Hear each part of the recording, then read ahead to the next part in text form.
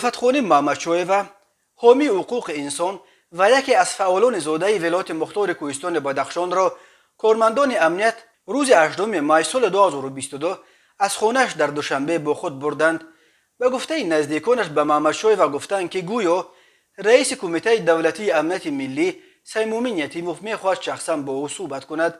این در حالی است که روز 17 مای وزارت کارهای داخلی تاجیکستان در اظهاراتش الفتخانی محمدشویو را در برابر محمد باقرов یکی از لیدرهای غیر رسمی ولایت مختار کوهستان بدخشان و علیم شیرزمانوف معاون رئیس پیمان ملی یک ائتلاف در تاجیکستان ممنوع اپوزیسیا به تشکیل و رهبری اعتراضهای اخیر در خاروق عیبدار کرد. خود محمدشویو این را رد کرد.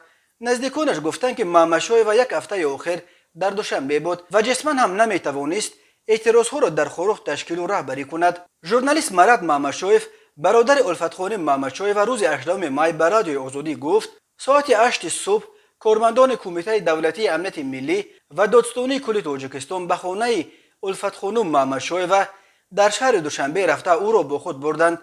مراد محمدشویو گفت که او را نیز به حیث یکی از پیوندان الفتخانی دعوت کردند. به گفته محمدشویو گویا رئیس کمیته دولتی امنیت ملی سیمومین یتیموف می‌خواست شخصا با محمدشویو گفتگو کند. مقامات درباره قضیه بازداشت الفتخانی محمدشویو تا حال اظهار نظر نکردند، ولی روز 17 مای در دوشنبه بلافاصله بعد مصاحبه ها با فعال بدخشانی الفتخانی محمدشویو که مقامات او را به رهبری اعتراضهای اخیر عیبدار میکنند، افراد ناشناس به خبرنگاران دو رسانه امریکایی رادیوی آزادی و نستیش وریمیا حمله کردند. الفتخانی محمدشویو در مصاحبه هایی که ثبتشان را از دست خبرنگاران کشیده گرفتند اتهامات مقامات را بی اساس نامیده گفته است در هیچ عمل غیر قانونی دست ندارد و سفر هفته گذشته او به خاروق تنها در دایره یک طرح جمعیتی صورت گرفته است که هیچ ربطی به بینظامی های بعدی نداشت.